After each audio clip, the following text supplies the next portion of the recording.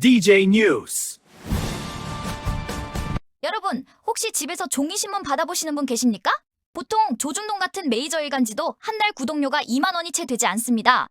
넷플릭스 프리미엄 요금제도 1만 7천 원 수준이죠. 그런데 여기 종이 쪼가리 몇 장에 1년 구독료가 무려 191만 원인 신문이 있습니다. 금가루를 뿌린 것도 아니고 고급 정보가 담긴 투자 보고서도 아닙니다. 바로 북한의 선전 매체 노동신문 이야기입니다. 통일부가 정보 접근성 확대라는 명분으로 야심차게 추진한 노동신문 열람 허용 조치, 그 뚜껑을 열어보니 상상을 초월하는 가격표가 붙어 있었습니다. 도대체 누가 왜 이런 말도 안 되는 가격을 책정한 것일까요? 그리고 더 무서운 사실은 우리가 이 신문을 보기 위해 지불하는 그 막대한 돈이 결국 우리를 겨냥한 미사일이 되어 돌아올 수도 있다는 점입니다. 오늘 영상에서는 단순히 비싸다는 불평을 넘어 191만 원이라는 숫자에 숨겨진 북한의 교묘한 외화벌이 수법과 노동신문이 대한민국 한복판에서 간첩들의 비밀 지령문으로 둔갑할 수 있다는 소름 돋는 보안 위협까지 낱낱이 파헤쳐드리겠습니다. 첫 번째로 짚어봐야 할 핵심은 바로 비상식적인 가격 구조와 그 속에 숨겨진 기만입니다. 팩트부터 체크해봅시다.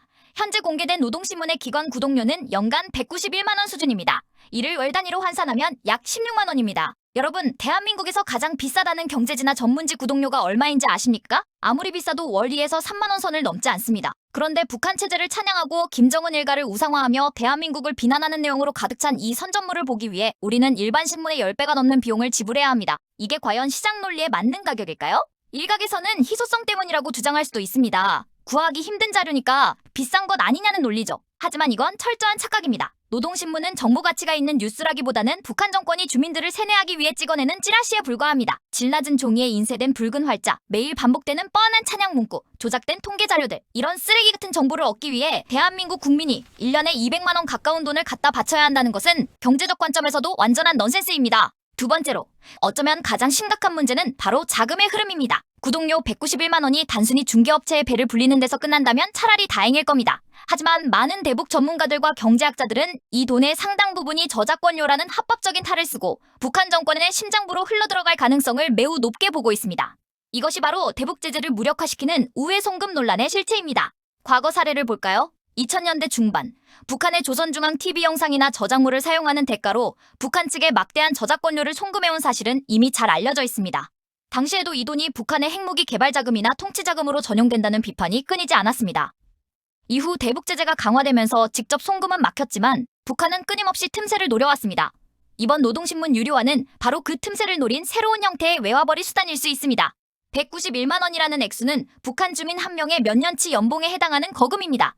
만약 전국의 도서관, 연구소, 언론사 등 수백, 수천 곳이 이 구독 서비스를 이용한다고 가정해보십시오. 연간 수십억, 수백억 원의 현금이 합법을 가장하여 북한으로 흘러들어갈 수 있습니다. 우리가 북한의 신문을 읽으며 북한을 이해하자고 말하는 동안 그 구독료는 평양의 미사일 공장에서 부품을 사들이는 자금이 되고 핵실험을 위한 비용이 될 수 있다는 소름 끼치는 역설이 여기에 있습니다. 이는 단순한 경제적 손실을 넘어 대한민국의 안보를 위협하는 적에게 우리 손으로 자금을 대주는 이적 행위에 가까운 결과를 초래할 수 있음을 직시해야 합니다.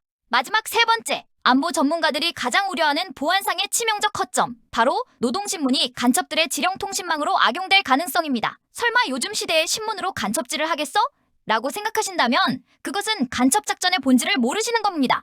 현대의 사이버 보안망이 강화될수록 역설적으로 가장 아날로그적인 방식이 가장 탐지하기 어려운 통신수단이 되기도 합니다. 이를 전문용어로 스테가노그라피라고 합니다.